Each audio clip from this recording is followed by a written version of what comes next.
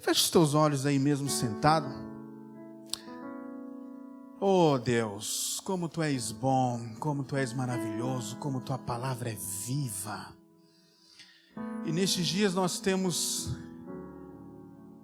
sido reanimados, reavivados, renovados em nossas vidas, em nosso ministério, em nossa família. Senhor, eu te louvo, meu Deus, porque Tu tens trabalhado a nossa vida. E toda vez que o Senhor trabalha, é porque o Senhor tem grandes planos conosco. E eu te peço que os Teus grandes planos se revelem a nós nesta noite, no Teu santo e sublime nome. Amém. Glória a Deus. Queridos, tem um texto muito conhecido do apóstolo Paulo, Atos capítulo 20, versículo 24. Atos dos Apóstolos, capítulo 20, versículo 24. Vamos ler a princípio só esse versículo. Hoje pela manhã eu estava com o Guilherme e o pastor Luciano, lá no aeroporto de Navegantes. E o pastor Luciano chamou a atenção para algo muito específico. Ele compartilhou que as caminhadas dele pelo Brasil têm trazido grandes alegrias ao seu coração, mas ao mesmo tempo algumas preocupações. E a maior preocupação que ele tem em relação à igreja brasileira é talvez a falta de compreensão da importância do ministério dessa nova geração. Ele compreende que falta uma consciência daquilo que o ministério representa, aquilo que ser igreja representa. E há muitas pessoas que estão na igreja, mas não são igreja. Há muitas pessoas que frequentam cultos, que são dizimistas, mas não vivem a proposta bíblica do ser igreja. Isso me chamou a atenção porque tem uma estatística aí que há alguns anos o Seminário Fuller apresentou ao mundo, que pelo menos 7 em cada 10 líderes evangélicos pensam em desistir dos seus ministérios. E quando eu li esse texto, o Senhor saltou algumas coisas aos meus olhos, eu quero compartilhar com vocês. Eu quero te dizer, meu irmão, que aquilo que eu vou ministrar para vocês hoje, primeiro está sendo ministrado a mim, desde quando eu sentei para estudar esses textos. Atos capítulo 20, versículo 24 diz assim: Todavia, não me importo, nem considero a minha vida de valor algum para mim mesmo, se tão somente terminar a corrida e completar o ministério que o Senhor Jesus me confiou, de testemunhar o evangelho da graça de Deus. Nós vemos aqui nesse texto uma declaração de alguém que é apaixonado por aquilo que faz para Cristo. Alguém que compreende o valor da oportunidade que é servir a Deus na igreja, que é servir os irmãos, o que é ser servo dentro do contexto da igreja local, que nós vemos uma declaração de um homem apaixonado pela oportunidade de servir. Nós vemos aqui uma declaração apaixonada de um homem que sabe a importância de valorizar aquilo que Deus confiou a ele. E quando eu li esse texto, eu percebi aí 4 coisas: convicção, fala comigo, convicção, objetivo, oportunidade e missão. Quando eu falo de convicção, nós vamos perceber que ele tinha uma consciência tão clara daquilo que o ministério dele representava, que ele colocou esse ministério como sendo algo maior do que a sua própria vida. Eu quero até pedir se puder acender a luz um pouquinho, um reflexo daquela luz que está batendo aqui. Obrigado, meus irmãos. Paulo tinha uma convicção, ele sabia que o seu ministério era uma missão maior do que a sua própria vida. Ele disse: todavia não me importo, nem considero minha vida de valor algum para mim mesmo. O que Paulo estava dizendo aqui? Ele estava dizendo o seguinte: olha, aquilo que Deus me confiou é maior do que qualquer outra missão que eu tenho na minha vida. O ministério cristão, a igreja, aquilo que o Senhor deixou para o seu povo fazer aqui nesse mundo, não há nada tão importante quanto é isso. É isso que Paulo está dizendo. A minha vida não tem valor a não ser completar isso que o Senhor me confiou. Mas também ele fala de um objetivo, de ir até o fim, de fazer tudo até as últimas consequências. Ele fala assim: se tão somente terminar a corrida e completar o ministério que o Senhor Jesus me confiou. O objetivo dele era chegar até o fim. Chegar até o fim tem sido um dos desafios da nossa jornada, da nossa caminhada de vida cristã, porque por coisas muito simples nós temos estacionado no nosso ministério. Quando você não sabe o valor do teu ministério, qualquer coisa te para. Quando você não sabe o valor de servir, qualquer coisa te faz ficar no meio do caminho. Mas a clara consciência do que é o ministério vai fazer com que você lute até o fim, até as últimas consequências. E é isso que Paulo está dizendo aqui. O seu objetivo é ir até o fim, é terminar a corrida, é completar o ministério que o Senhor Jesus me confiou. Primeiro, ele deixa claro que o ministério é uma missão maior do que a sua própria vida. Quando você entende que aquilo que Deus te chamou para fazer é maior do que você, queridos, tudo que Deus te manda fazer vai ser maior do que você mesmo. É por isso que Ele envia o Espírito, porque aquilo que nós não conseguimos fazer, Ele vem, trabalha, Ele monta todo o ambiente, Ele vem, te libera, te dá uma unção. O que é unção? É uma capacidade espiritual para fazer tudo aquilo que Ele quer que façamos. É uma capacidade sobrenatural de fazer aquilo que Ele quer que façamos. E Paulo tinha essa consciência, ele sabia, olha, nada é tão valioso para mim do que se não completar o ministério que o Senhor Jesus me confiou. Mas ele também entendia que o ministério era uma oportunidade. Ele disse que o Senhor Jesus me confiou. Ele entende que isso era uma oportunidade. Lá em 1 Coríntios, capítulo 4, versículo 1, Paulo vai dizer que o ministério, temos esse ministério pela misericórdia. Nós vamos perceber que aquilo que Deus nos confia para fazer na nossa igreja local, nós vamos entender que aquilo que Cristo nos confia fazer como cristãos, como igreja, é algo que deve ser encarado da melhor forma, nós precisamos interpretar isso de uma forma muito valiosa. Existe algo valioso aí. Então Paulo era um homem apaixonado pelo ministério. Paulo era um homem, talvez essa paixão que ele tinha pelo ministério foi o grande responsável que o fez se dedicar tanto, que o tornou alguém tão dedicado à obra de Deus e fez ele se tornar a pessoa que ele se tornou. Eu acredito que Deus ele vai dar grandes ministérios para pessoas apaixonadas. O que deve mover um ministério cristão não é a obrigação de fazer. O que deve mover o ministério cristão é a compreensão do valor do que o ministério representa e a compreensão do quanto esse ministério deve ser amado, porque é uma confiança que Deus dá a nós. Então é uma questão de amor, é uma questão de compreensão do valor daquilo que Cristo confiou a nós. E eu entendo que isso faz parte de um DNA apostólico. A igreja surgiu para ser uma igreja apostólica. O que é uma igreja apostólica? É uma igreja fundamentada naquilo que Jesus ensinou aos seus apóstolos. E Jesus ensinou muitas coisas extraordinárias. Jesus conduziu a sua visão para aqueles apóstolos. E desde então nós temos vivido experiências, século após século, de todo esse DNA que tem sido transmitido por meio de gerações, por meio das igrejas, por meio daqueles grandes avivalistas, por meio daqueles grandes reformadores. Por que eu estou te dizendo essas coisas? para viver aquilo que Deus quer que vivamos, nós precisamos amar aquilo que Ele nos confiou. Nós precisamos honrar aquilo que Ele nos confiou.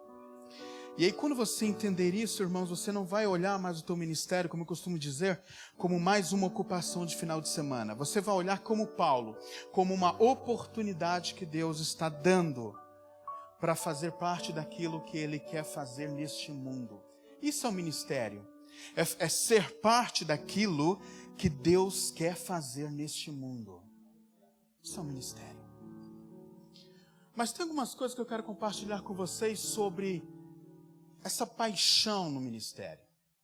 Quando a gente olha a igreja na Europa, nós vamos perceber que Deus se moveu de uma forma extraordinária através daquela igreja.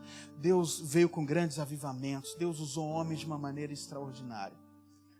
Mas eu lembro que alguns anos atrás, um grupo de teólogos americanos que estava num seminário em Brasília, eles tentaram encontrar ali onde foi que aconteceu a grande tragédia europeia.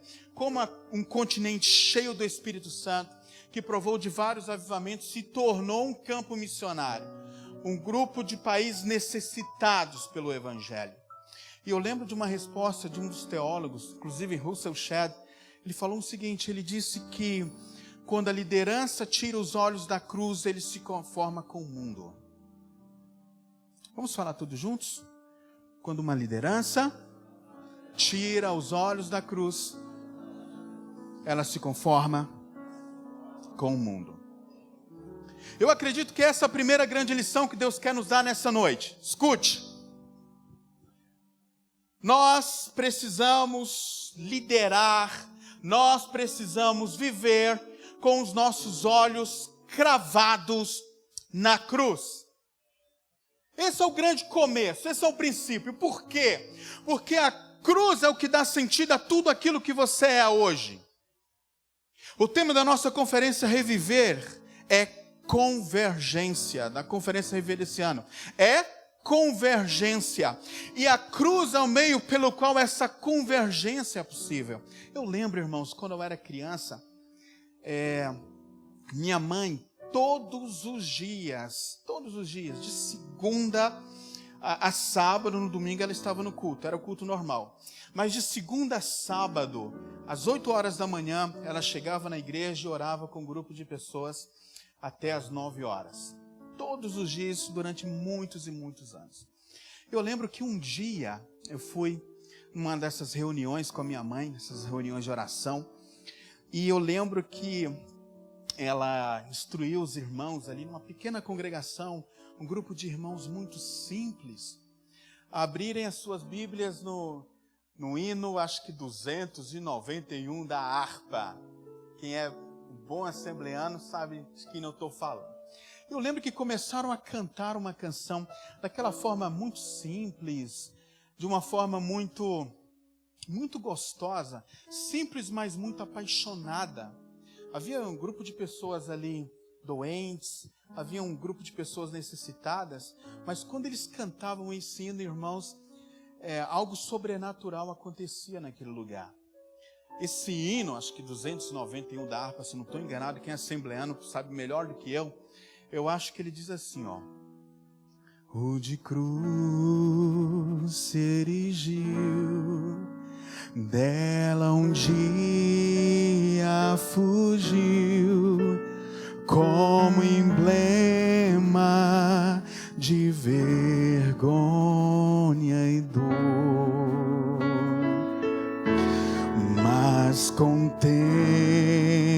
esta cruz, porque nela Jesus deu a vida por mim, pecador. Sim, eu amo a mensagem da cruz. Até morrer eu a vou proclamar.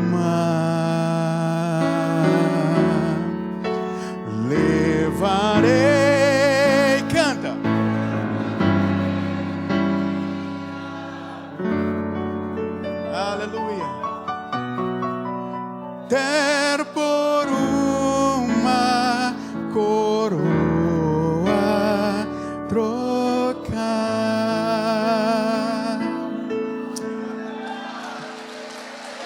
Aleluia. E eu lembro que quando eles cantavam, aquela igrejinha cantava aquela canção, Pastor Léo, a glória de Deus vinha e aquele grupo de pessoas, aqueles doentes que estavam lá mancando da perna, eles recebiam suas curas. Aquelas senhoras que chegavam desanimadas, começavam a falar em línguas e a glória de Deus se revelava. Queridos, eu imagino o coração de George Bennett, uma pessoa que compôs essa música em 1913. Ele compreendeu que a cruz era mais do que um símbolo religioso. A cruz era o centro do evangelho. E eu acho que se nós queremos viver um ministério apaixonado como Paulo vivia, nós precisamos andar com os nossos olhos cravados na cruz. A cruz é o ponto de partida. A cruz, ele deu início a uma nova era. Então a cruz, ela é esse ponto de convergência, como eu falei agora há pouco. Ela une as coisas espirituais com as coisas físicas. Se você entender isso, irmão, você vai perceber que as coisas sobrenaturais vai se tornar natural na tua vida. E eu acho que essa é a grande proposta da vida cristã. Que Deus se revela de maneira comum às suas ações extraordinárias. E eu sei que esse é o tempo de voltarmos ao extraordinário de Deus. Eu creio que esse é o tempo de nós voltarmos a viver uma realidade onde Deus se revela de forma natural através das mulheres. Quando as mulheres se reúnem para orar, milagres acontecem. Quando os homens decidem se reunir para orar, barreiras são quebradas. Meu irmão, aquilo que o pastor Haroldo compartilhou agora sobre oração, ele orou sobre a nossa nação. Semana passada eu conheci uma missionária coreana e ela falou algo que me impactou. Ela disse que os políticos, os deputados, os senadores e até o presidente, se tem um projeto de lei, eles fazem o projeto e vão consultar os pastores. Está desse jeito lá na Coreia. Eles vão consultar os pastores. Sabe por quê? Porque teve políticos que vinha com um projeto, a igreja se reunia para orar, e o projeto não dava certo.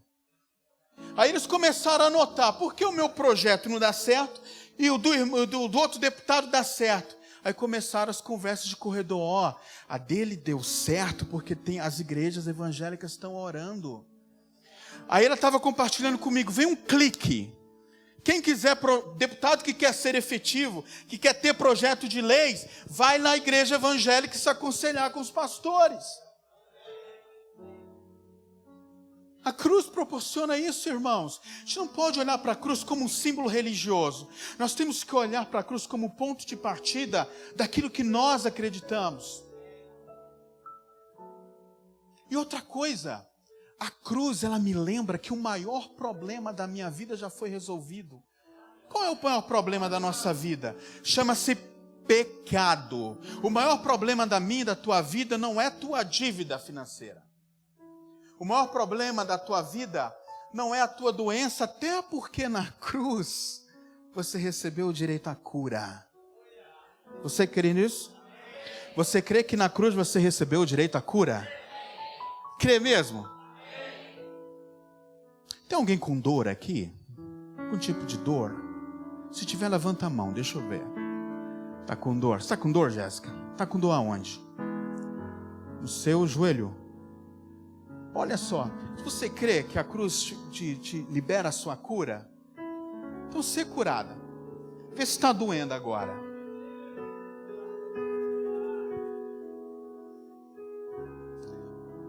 Que seja completo, em nome de Jesus. Vê agora, preciso que você fale para nós. Está melhorando? Então continua aí na fé, lá atrás. Está doendo o que, irmão? Está doendo agora? Tá? Quando você mexe, dói? Então seja curado se você crê naquilo que a cruz representa. Agora procura a dor em nome de Jesus. Hã? Tá doendo?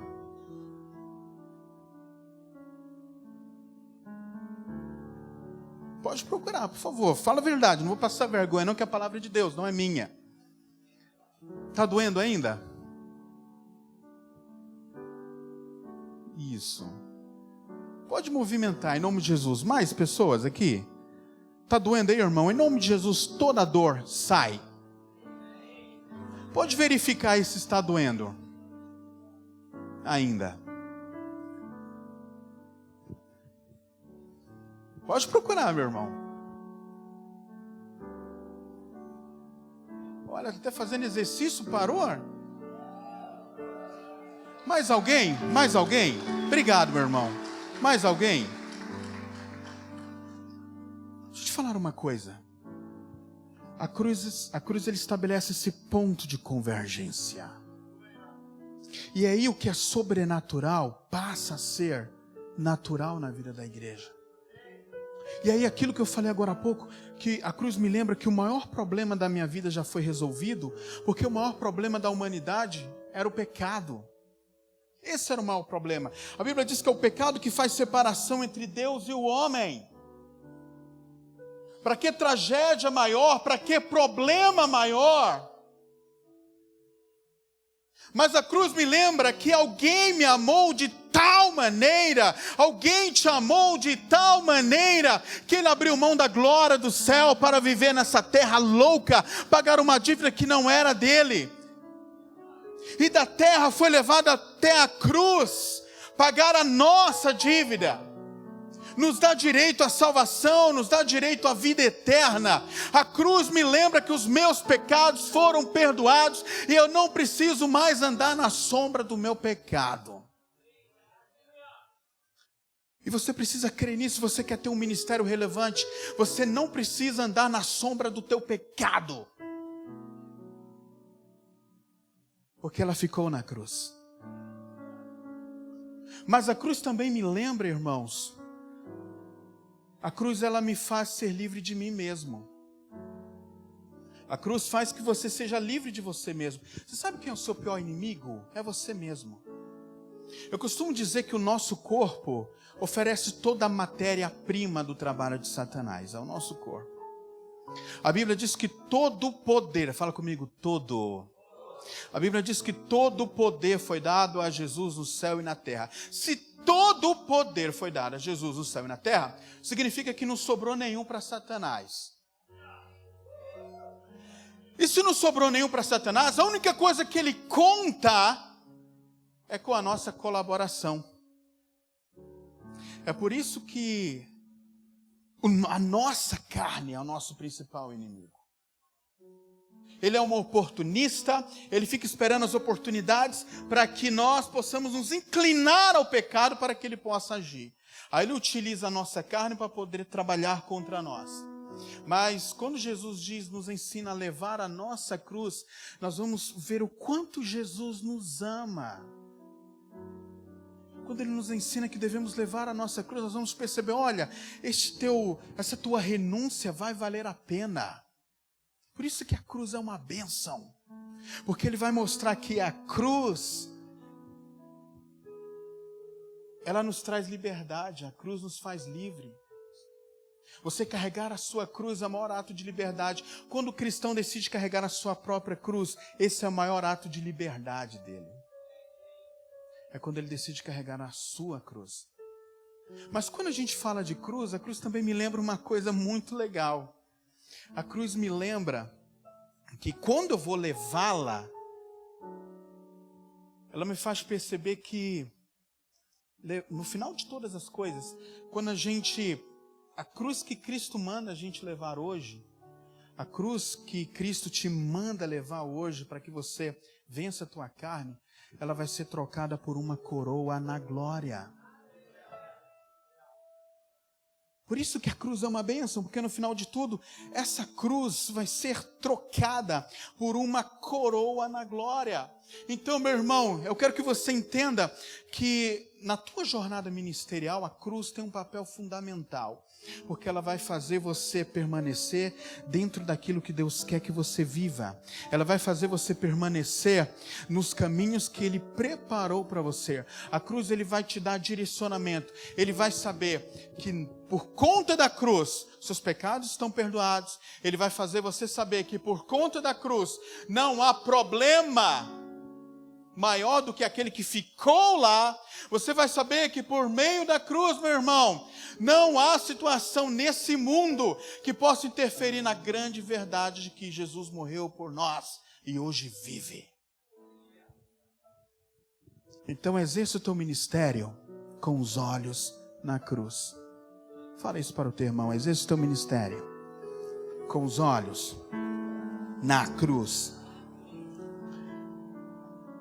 Uma segunda verdade que você precisa entender ao longo da tua caminhada ministerial, escute: enquanto teu coração estiver em almas, não em coisas, não em estruturas, não em projetos, mas enquanto teu coração estiver em almas, nunca vai te faltar unção e nem recurso.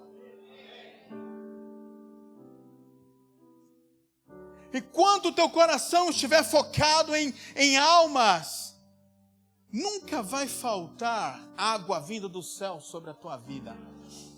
Eu estava lendo alguns meses atrás uma experiência do pastor Reinhard Bonk, um homem de Deus. O ministério dele já levou para Jesus mais de 70 milhões de pessoas, só na África. E eu lembro que ele foi para um café da manhã, eu lembro que esse livro estava contando essa história. Ele foi para um café da manhã de líderes lá em Londres, e um pastor havia levado um dos seus discípulos, empresários. E o pastor Reinhard começou a apresentar projetos focados em vidas, projetos que falavam em almas, em resgate de almas. E esse discípulo desse pastor londrino, no momento da oferta, ele levantou e preparou um cheque de 1 milhão de libras. É muita grana, irmãos. De 1 milhão de libras. E ele foi com aquele cheque e entregou lá para o pastor Reinhard Bonk. O pastor dele viu aquilo, 1 milhão. Você nunca deu nada parecido aqui na igreja. E a resposta daquele empresário para aquele pastor disse: olha, Deus me levou a investir numa visão que ganha almas. Tudo que Deus faz, irmãos, Ele faz pensando em almas. E a paixão pelo ministério é paixão por almas. Quando a gente lê aqueles livros de avivamentos, nós vamos ver homens apaixonados por Jesus. Quando George Whitefield, ele todo dia orava dizendo: Senhor, me dá almas, senão eu morro. O que ele estava dizendo com essa oração? Ele estava dizendo assim: Senhor, o que sustenta a minha vida é o propósito de levar pessoas até o Senhor. É isso que ele está falando. Quando o Henry Martin chegou nas praias africanas, ele disse: Senhor, aqui eu quero ser inteiramente gasto pelo Senhor. Pessoas que tinham seu coração em almas, pessoas que não pensavam outras coisas senão levar pessoas a Cristo, almas a Jesus. Se você precisa entender, irmãos, que enquanto o teu coração estiver em almas, Deus sempre vai dar um jeito de mandar recursos e não vai faltar unção sobre a tua vida. É para isso que Ele manda unção. Quando o teu coração está alinhado com o coração de Deus, tudo que você vai conseguir enxergar são almas. Agora nós clamamos por avivamentos, clamamos pelo derramado do Espírito Santo de Deus, mas é importante que você saiba, irmãos, que quando se perde o amor pelas almas, perde o sentido de ser igreja.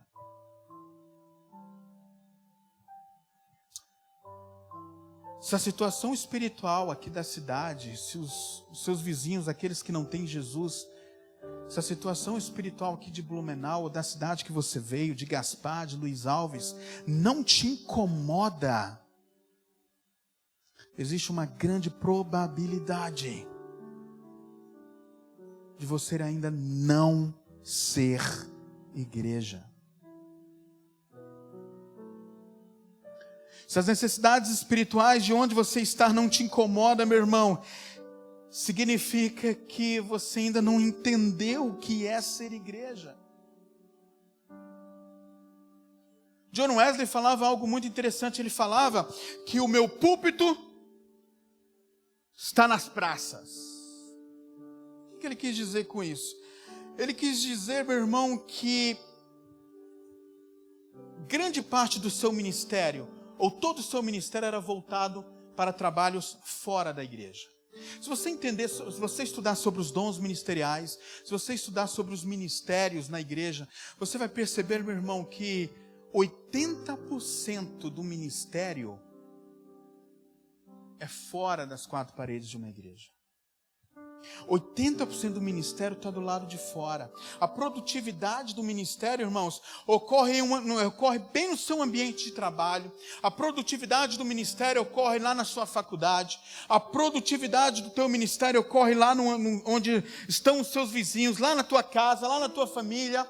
A produtividade do teu ministério ocorre quando você passa por essas portas e entra no teu campo missionário.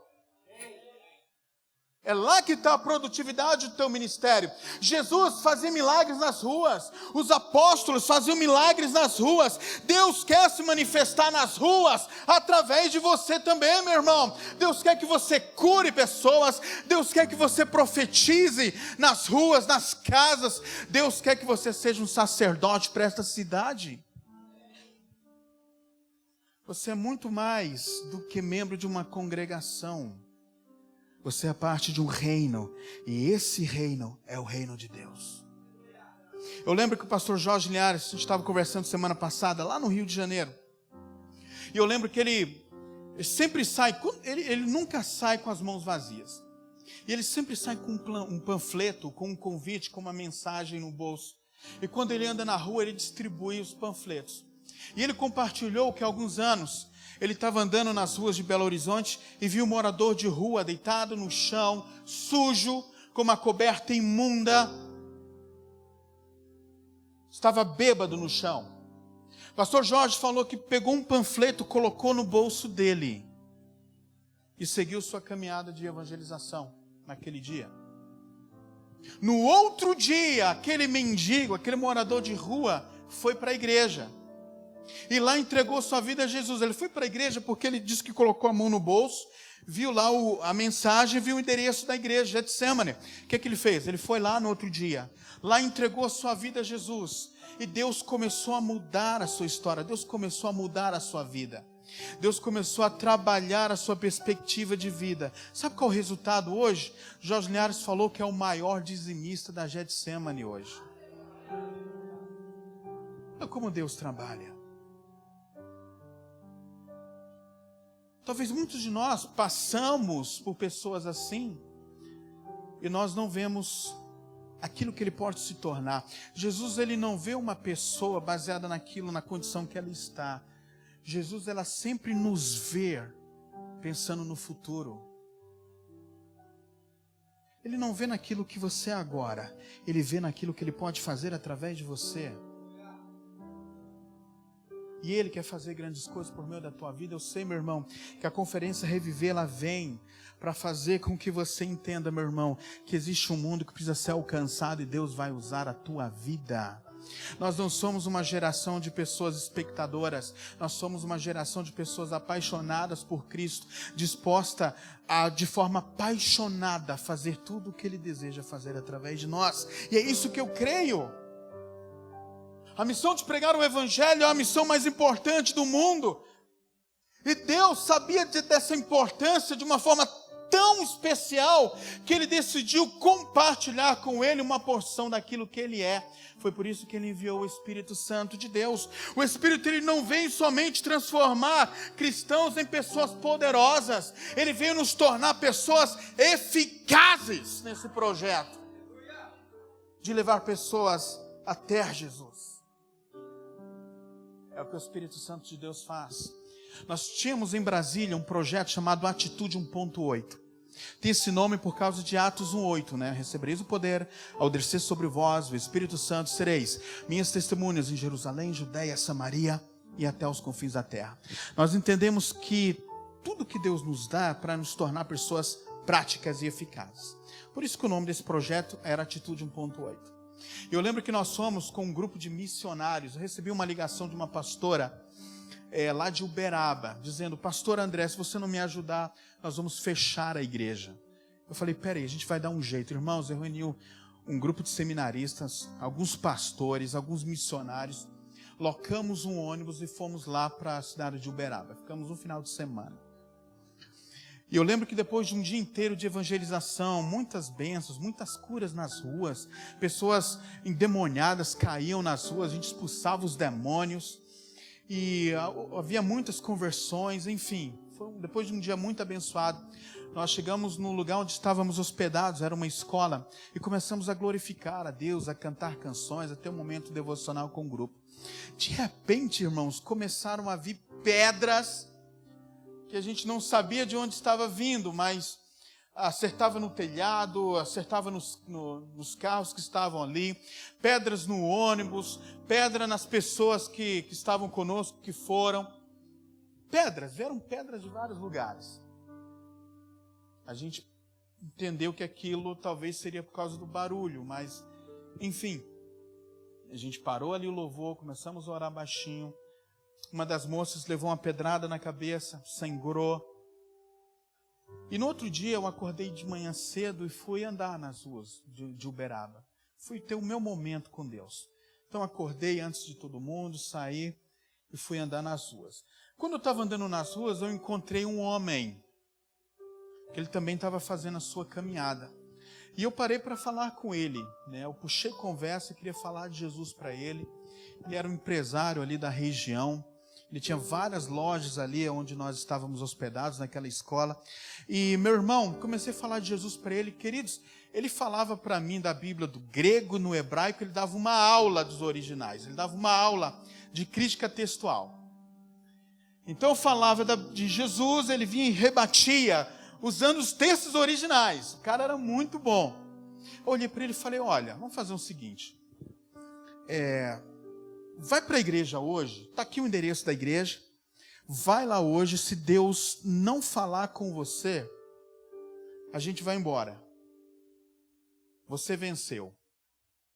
Meu irmão, ele apertou a minha mão e disse: tá, vamos lá, vou levar vai eu, minha família, meus filhos, e nós vamos lá para a igreja que você está nos indicando. Então nós fomos. Chegamos lá na igreja, queridos, ele sentou lá atrás, né, com aquele olhar crítico, toda a sua família crítica, e nós começamos a pregar aquele culto evangelístico. Foi um culto muito bom, muitas das pessoas que estavam nas ruas foram para o culto. Esse era o nosso objetivo. Nós evangelizávamos de manhã, tarde, levando as pessoas para o culto, depois saímos nas madrugadas para fazer evangelismos noturnos. E começamos a ministrar a palavra de Deus. Na hora do apelo, irmãos, quem é o primeiro a ir lá na frente? Esse irmão.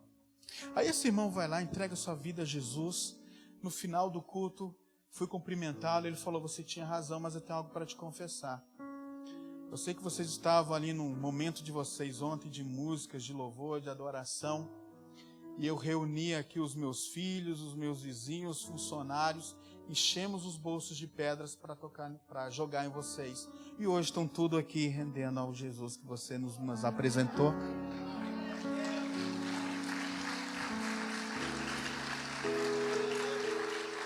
Eu acho que Jesus, o Espírito Santo, ele nos torna pessoas eficazes. Mas enquanto o nosso coração estiver em almas, não vai faltar recursos, não vai faltar unção, não vai faltar direcionamento. Então, ministérios apaixonados são aqueles que estão conectados com a cruz e os seus corações estão apaixonados por almas. Mas ministério também, irmão, ministério eficaz, ministério apaixonante, é aquele que evita também os maus combates. Fala comigo, maus combates. Paulo vai dizer: eu combati o bom combate. Se ele combateu o bom combate, é sinal que existe também o mau combate. São combates, são batalhas que nós não precisamos enfrentar no nosso ministério. São situações que nós não precisaríamos estar passando na nossa caminhada ministerial. Eu vou te dar alguns exemplos. Nós combatemos o mau combate quando nós confundimos teimosia com perseverança. Está me entendendo, irmãos? Quando a gente confunde teimosia com perseverança. Fé não significa necessariamente manter algo que não esteja funcionando. Mas, às vezes, ter fé significa saber que Deus quer te dar uma oportunidade de recomeçar da maneira correta. Só que muitas vezes nós nos prendemos a coisas, nos prendemos a situações que nós não precisaríamos estar ali.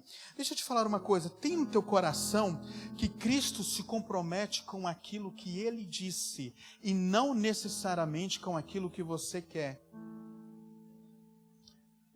É diferente. A Bíblia diz que são os pensamentos e os caminhos dele que são maiores do que o nosso. A Bíblia diz que são os planos dele que são bons, perfeitos e agradáveis, e não o nosso. É por isso que nós precisamos nos alinhar com ele para que não estejamos lutando algum combate que não vale a pena. Avalie o teu ministério, tente compreender se você está com teimosia em relação a alguma coisa, pensando que está perseverando. Se você querer, Deus vai te trazer à tona, Deus vai revelar para você essas coisas.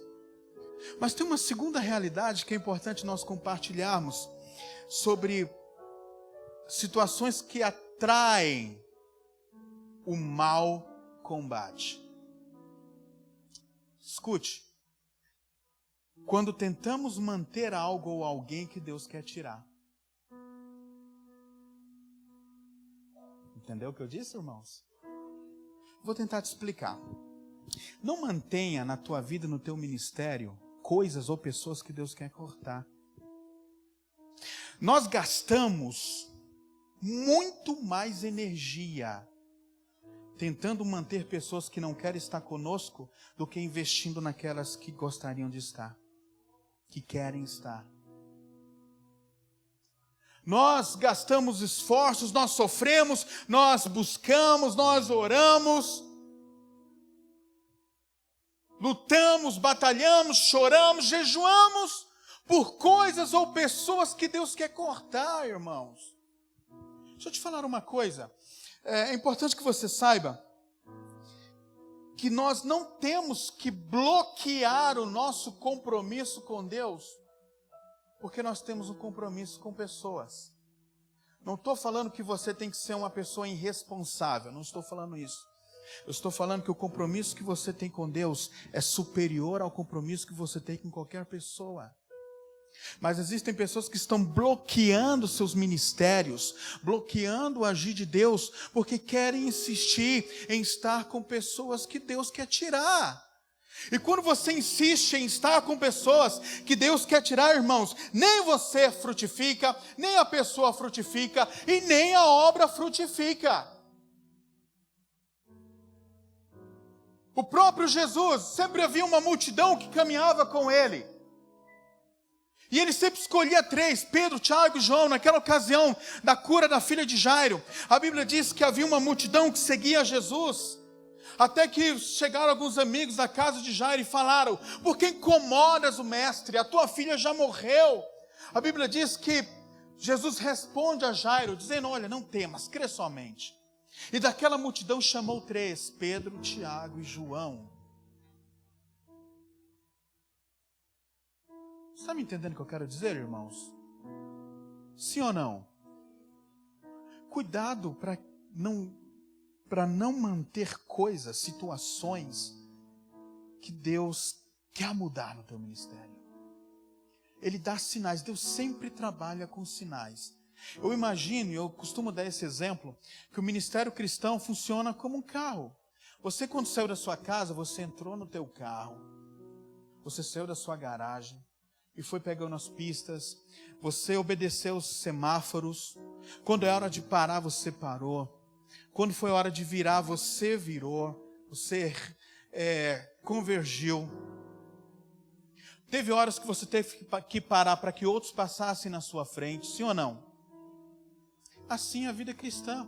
Vai ter momentos que você vai ter que parar, vai ter momentos que você vai ter que acelerar, vai ter momentos que você vai ter que diminuir. E você sempre vai ter que acompanhar os sinais para chegar no objetivo. Assim é o ministério. Deus, Ele vai trabalhando com sinais. Ele vai mostrando coisas, Ele vai sinalizando o caminho que nós devemos seguir.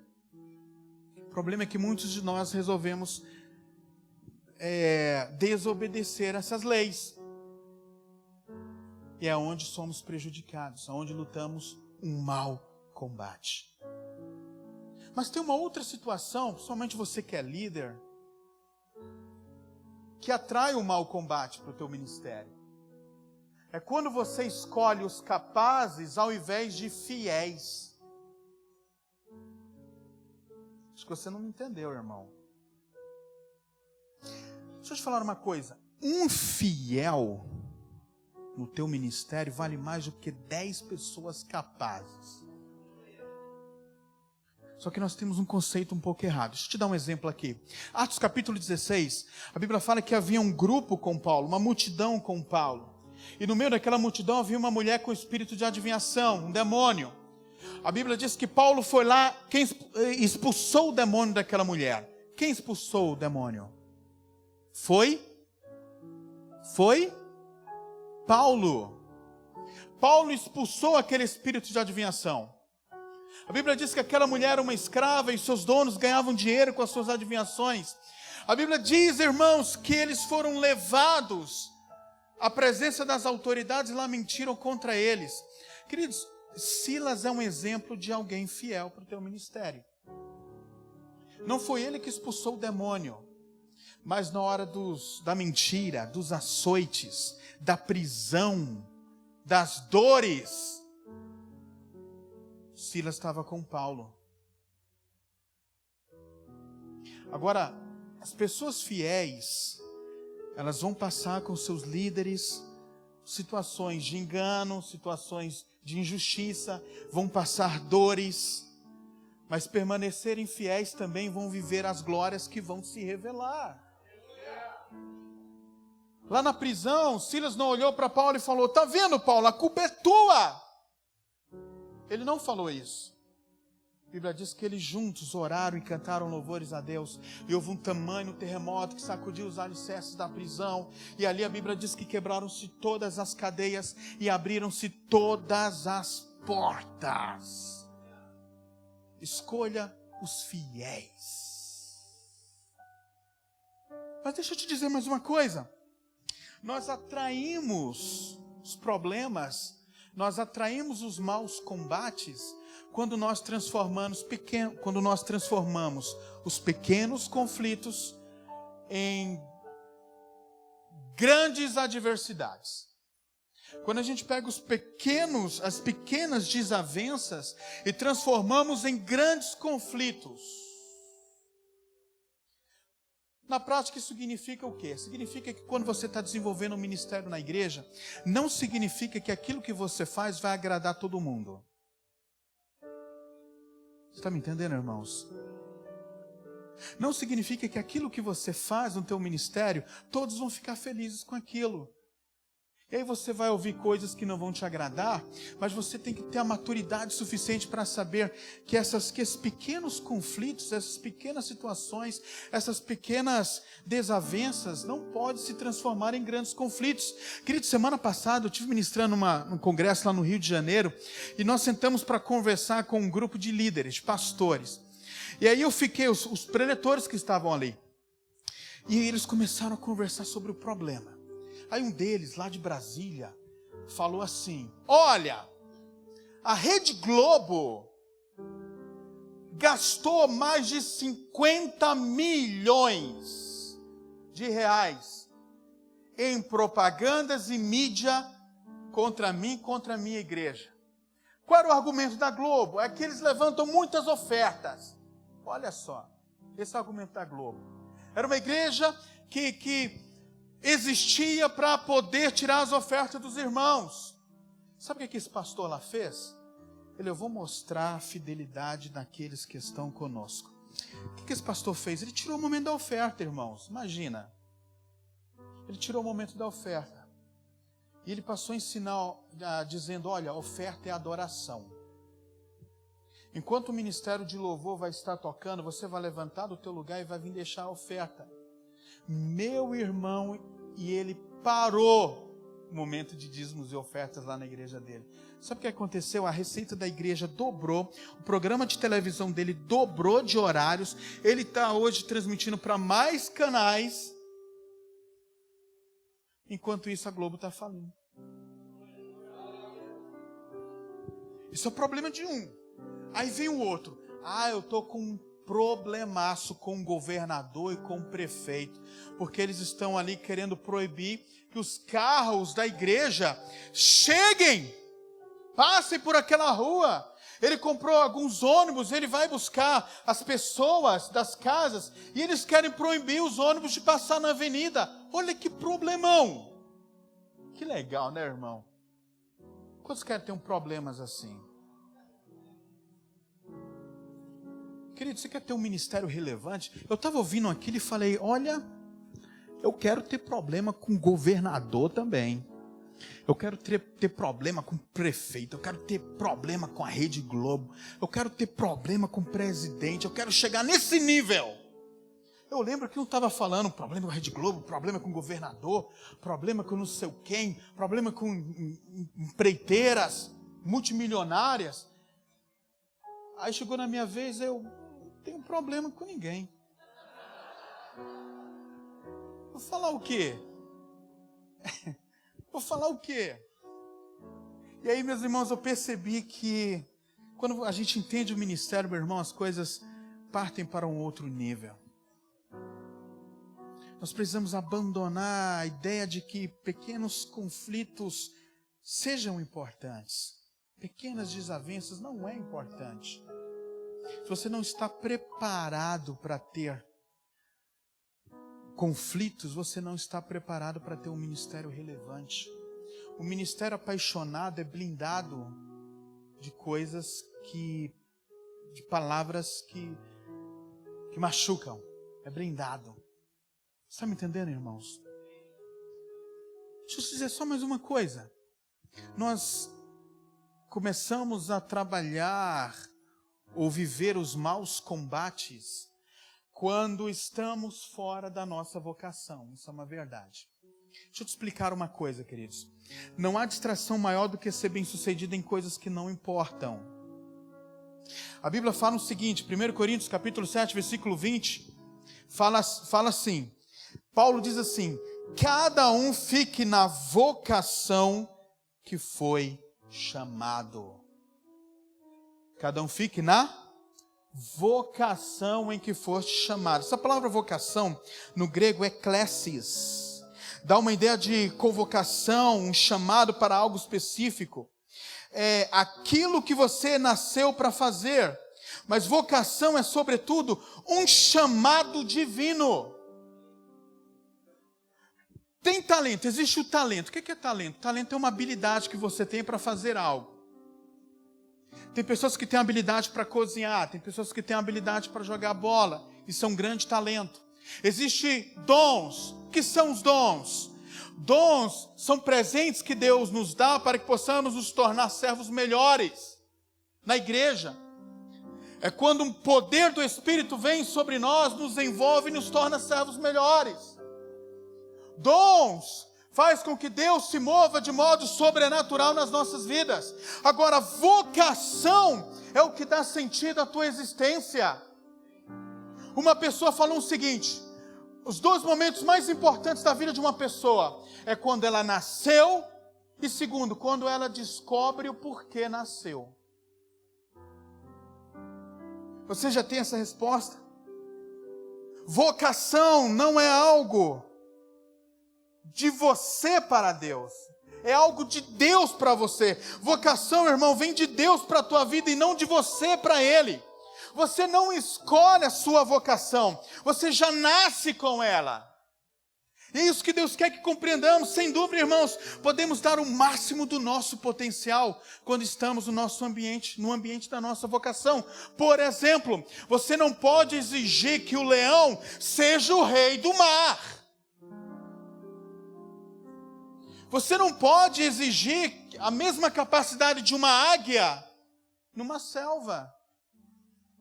Você não pode exigir que o tubarão seja o rei da selva. Mas quando cada pessoa está no teu lugar, escute, capacidades são reveladas. Capacidades são manifestadas. Quando você está longe da tua vocação, o efeito é o contrário. E coisas são desativadas na tua vida. Eu compartilhei recentemente, inclusive lá na Igreja Aba de Madrid, uma experiência que eu tive alguns anos atrás. Meu irmão, eu creio em cura e no início quando eu era missionário ainda, eu lembro que eu fui missionário numa missão no Rio de Janeiro, um grupo de americanos vinham constantemente no Brasil para construir igreja, e eu lembro que muitas curas aconteciam ali naquele ambiente, muitas coisas sobrenaturais aconteciam comigo, eu vi muitas curas, eu vi cegos enxergarem, eu vi muitas curas, muitas coisas acontecerem. Eu estava no meu ambiente. Eu acredito que Deus me chamou para viver isso. Assim como eu acredito que Deus também te chamou para viver essa dinâmica sobrenatural. Deus não te chamou para ser uma pessoa normal. Deus te chamou para ser uma pessoa anormal. O que é uma pessoa anormal? É uma pessoa que vive naturalmente aquilo que é sobrenatural. E eu vivi esse ambiente, eu vi muita cura, eu vi muitos sinais. Muitas coisas aconteciam na minha vida até que eu cheguei num determinado seminário.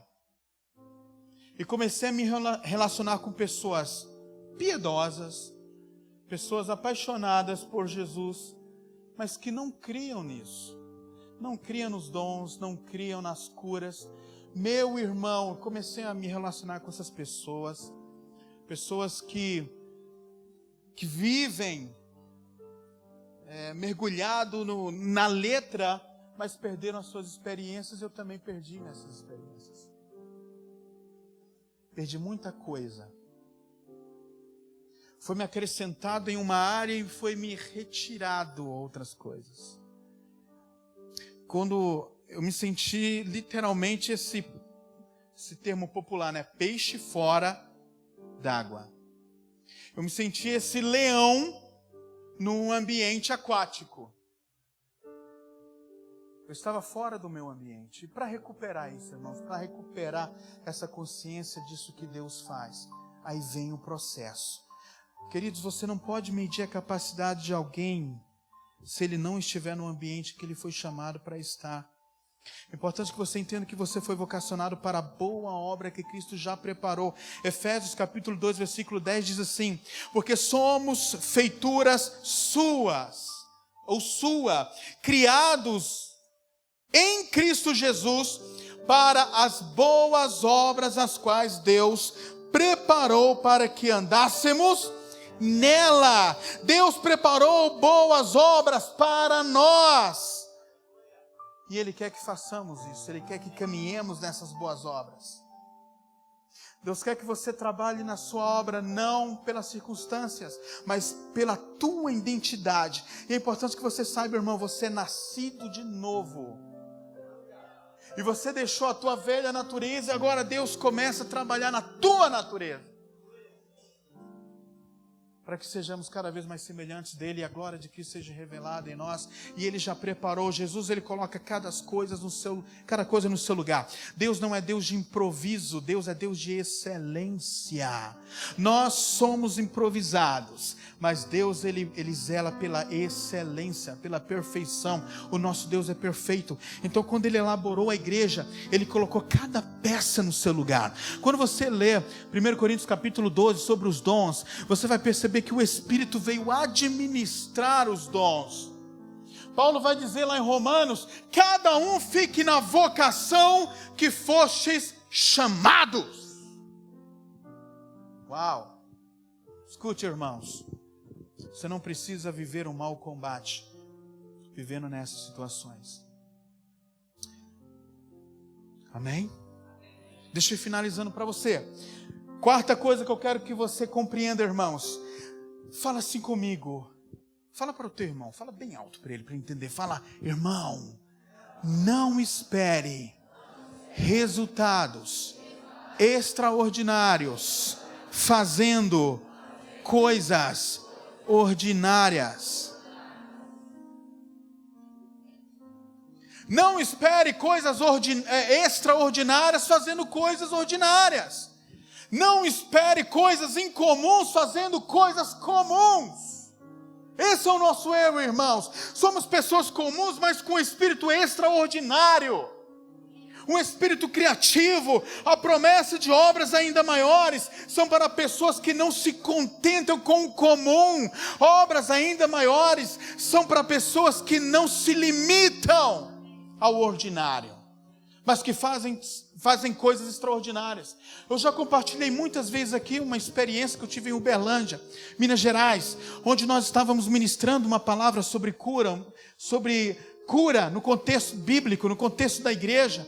E eu lembro que no final do culto, você vai lembrar do que eu estou falando. No final do culto, uma mulher veio até mim e disse: pastor, minha sobrinha está com meningite, está com estado grave. Ela está à beira da morte. Vai lá em casa, por favor, e ministra tudo aquilo que o senhor está falando aqui hoje. Eu olhei para ela e falei: irmã, você entendeu a mensagem? Você entendeu que a fonte é inesgotável, e o Espírito que age na minha vida é o Espírito que age na tua vida? E coisas extraordinárias estão reservadas para pessoas que fazem coisas incomuns. Vai lá e ora por ela. Irmãos, ela olhou para mim e disse: você é metido? Pastor topetudo. Aí tá bom, irmãos. Ela falou isso mesmo e virou as costas e foi embora. Queridos, 9 meses depois eu retorno a essa igreja. E ministrei na igreja. Depois do culto veio aquela moça, aquela mesma mulher veio até mim e disse: pastor André, você lembra de mim? Eu falei: lembro, claro que eu lembro, não é qualquer pessoa que me chama de metido. Lembro. Aí ela: pois é, naquele dia eu virei as costas para o senhor e falei: eu vou mostrar uma coisa para esse pastor metido, que Deus também me usa. Ela foi lá na casa dela, irmãos, colocou a mão sobre a sobrinha dela. Naquele mesmo instante a cura aconteceu, foi instantâneo. E aí, meu irmão, a gente perde a oportunidade de viver as coisas sobrenaturais, de viver as coisas extraordinárias, porque nós nos contentamos com o ordinário. Nós perdemos a oportunidade de viver as coisas sobrenaturais, porque a gente se contenta em viver no sobrenatural. Aí nós perdemos as grandes oportunidades. Deixa eu te falar uma coisa, irmãos. Lá em Lucas, capítulo 1, nós vamos ver aquela experiência de que o anjo aparece para Maria e fala que ela vai gerar Jesus. Maria disse para ela: mas como isso vai acontecer? Eu sou virgem, é impossível. Qual foi a resposta do anjo? O anjo disse assim: olha, descerá sobre ti o Espírito Santo e o poder do Altíssimo te envolverá. Deixa eu te falar uma coisa: obras extraordinárias é quando você passa a compreender que não é pelas tuas forças, mas é que o Espírito Santo de Deus virá sobre ti e te envolverá. Aí você pode olhar para mim e dizer: pastor, eu não tenho apoio. Meu irmão, descerá sobre ti o Espírito Santo e o poder do Altíssimo te envolverá. Eu não tenho dinheiro, mas o Espírito de Deus.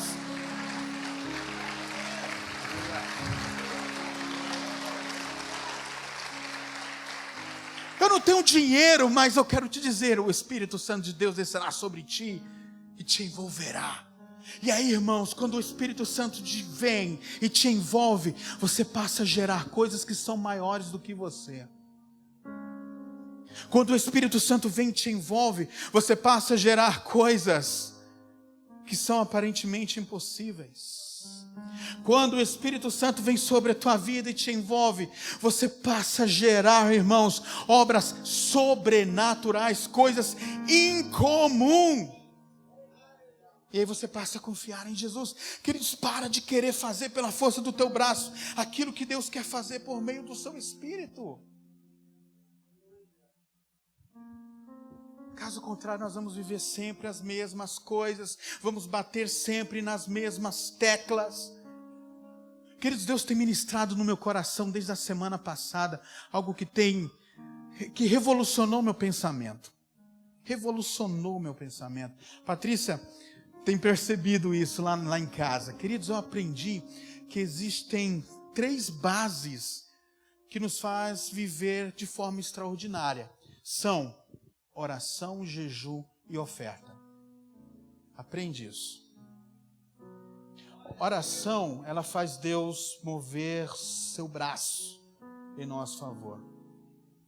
Jejum, ele nos coloca num ambiente de influência. Porque quando nós jejuamos, nós estamos mortificando a nossa carne, fortalecendo o nosso espírito e, consequentemente, somos colocados num ambiente de influência. Oferta é o que vai atrair sobre a tua vida aquilo que você projetou, aquilo que você sonhou. Se você não ora, se você não jejua, se você não oferta, você está perdendo uma grande oportunidade de viver coisas extraordinárias. Amém ou não amém? E se eu fosse você, fazia uma aliança com Deus hoje. Senhor, eu quero orar mais, quero jejuar mais, quero ofertar mais, para que todas essas coisas aconteçam. Último, deixa eu te falar uma coisa, para encerrar. Cristo só vai fazer através de você aquilo que você acreditar que Ele pode fazer. Não, você não entendeu, irmãos. Vou falar de novo, tá bom? Cristo só vai fazer através de você aquilo que você acreditar que Ele pode fazer. Pedro disse ao coxo lá em Atos capítulo 3, eu não tenho ouro nem prata, mas em nome de Jesus levanta e anda. Numa outra ocasião, lá em Atos capítulo 9, ele disse a Enéas, um homem que estava acamado há 8 anos, ele simplesmente disse, Jesus te cura. Alguns versículos depois, Pedro se depara com uma situação com uma mulher chamada Tabita, que traduzida quer dizer Dorcas, que estava doente e morreu, e Deus usou para que ela tornasse a vida. Atos capítulo 14, Pedro disse a um coxo de nascença, levanta, se coloca sobre os seus pés. Se você acreditar, irmãos, que Deus cura, Ele cura. Se você acreditar que Ele tem dons, Ele vai liberar dons. É o que Deus faz. Em Mateus capítulo 14, a partir do versículo 22, Pedro viu Jesus se aproximando no meio do escuro, andando por sobre as águas. Ele disse, Senhor, se Tu és Jesus, manda-me ter contigo por sobre as águas. Jesus disse, vem. O que aconteceu? Pedro saiu do barco e começou a andar sobre as águas. É isso que acontece, irmãos. Eu tento imaginar o que aconteceu com Elias, lá em 1 Reis, capítulo 18, mostra que Acabe saiu na sua carruagem para um lugar chamado Jezreel. Saiu na sua carruagem. Mas a Bíblia diz que o poder de Deus, olha só, a mão de Deus veio sobre Elias. Sabe o que aconteceu? 1 Reis, capítulo 18, Elias chegou primeiro.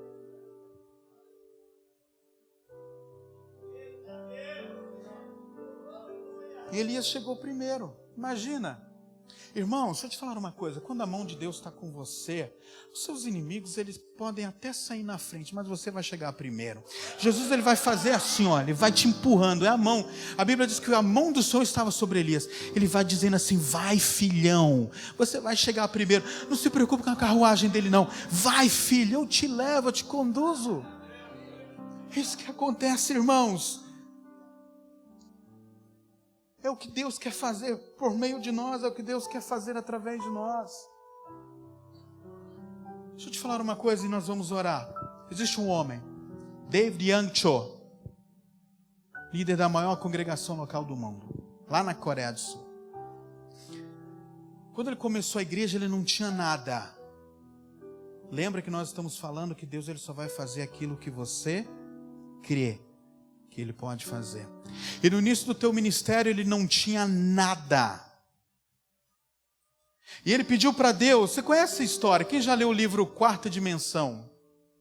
Você conhece a história? Tem algo muito curioso ali. Ele precisava de uma escrivaninha, de uma cadeira e de uma bicicleta. Vocês lembram disso? E aí, irmãos, ele começou a falar para todo mundo, tem uma escrivaninha, tem uma mesa, tem uma bicicleta. Ele pediu isso para Deus. Ele fala sobre a importância de orar de forma específica. E ele estava dizendo, olha, eu quero, Senhor, ele começou a dizer para todo mundo, eu tenho uma cadeira, eu tenho uma escrivaninha, tenho uma bicicleta. E as pessoas começaram a querer ver essas coisas. Olha, eu quero ver, quero lá onde você está, eu quero ver sua mesa nova, eu quero ver sua cadeira, eu quero ver a tua bicicleta. E ele sempre estava dando um jeito de... Ele sabia que aquilo já existia, mas ele ainda não havia recebido.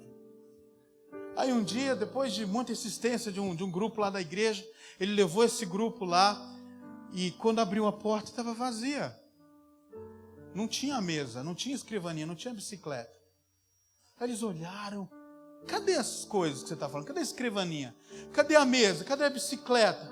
Ele, está aqui. Vocês não estão vendo? Está aqui. Aí ele, você está louco? O que você está falando? Ele olhou para aquelas pessoas e falaram assim, olha, você não nasceu de um dia para o outro, você foi gerado.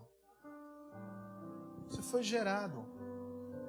A mesa, a bicicleta, a cadeira está aqui, ó, está sendo gerado. Olha o nível, queridos, nós precisamos chegar nesse nível. Deus, Ele quer fazer coisas extraordinárias por meio da tua vida, mas muita coisa que Ele vai fazer tem que ser gerado aqui, ó, isso é fé. Deus está gerando ministérios aqui, meu irmão. Deus está gerando na tua vida ministérios relevantes, líderes relevantes. Deus está gerando aqui ações missionárias como esse Brasil nunca viu. E eu creio nisso. Queridos, Deus vai usar você. Deus está gerando aqui pessoas que vão chegar nas suas casas, vão ministrar cura, e curas vão acontecer. Meu irmão, Deus está gerando aqui um grupo de pessoas que serão instrumentos de Deus nas ruas. Vai profetizar nas ruas, vai curar pessoas no meio da rua, as pessoas vão estar andando com dor. Eu quero profetizar isso sobre a tua vida, meu irmão. As pessoas vão andar na rua, vão estar chorando, você vai ter uma palavra profética para a vida deles. As pessoas os enfermos vão vir, você vai colocar as mãos sobre eles, eles serão curados. Meu irmão, Deus vai usar a tua vida para ganhar pessoas que você nem sabia que seria possível. Em nome de Jesus, eu quero ministrar essa verdade sobre a tua vida. Fica de pé em nome de Jesus, mas fica com teu coração. Deus está gerando coisas na sua vida. Faça com que coisas sejam geradas. Fecha os teus olhos. Fecha os teus olhos. O que você quer que seja gerado na tua vida hoje? O que você quer que seja gerado? Que tipo de ministério relevante você quer que seja gerado aí no teu coração, na tua vida ministerial, na tua vida cristã? Ministério apaixonado como Paulo teve.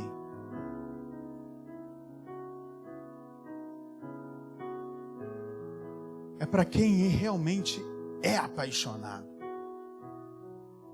Eu quero que nessa noite você faça isso para Deus. Você peça para que Ele gere no teu coração uma paixão, um amor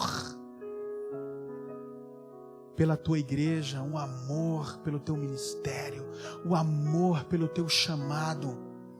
Vai ser difícil, irmãos, não vai ser fácil. Mas lembra aquilo que eu falei agora há pouco? Queridos, queira ter problemas com o governador, queira ter problemas com o presidente. Chega nesse nível. É sério. Mas eu também creio naquela unção que está sobre a Coreia. De que vai chegar um dia, eu quero liberar essa palavra junto com você. Vai chegar um dia que o governo vai pedir a opinião dos pastores. O que a gente vai fazer para esse país? Tem missionários aqui no nosso meio. Tem pessoas apaixonadas por missões. Tem pessoas que têm a África no coração. Tem pessoas que têm a Ásia no coração. Mas não sabe por onde começar, meu irmão. Deixa eu te falar. Hoje Deus vai te dar direcionamentos. Deus vai levantar grandes missionários aqui para as nações. Grandes plantadores de igrejas. E eu creio nisso. Se você crê nisso, pode começar a orar. Aí mesmo onde você está, ora. Fala com Ele. Apesar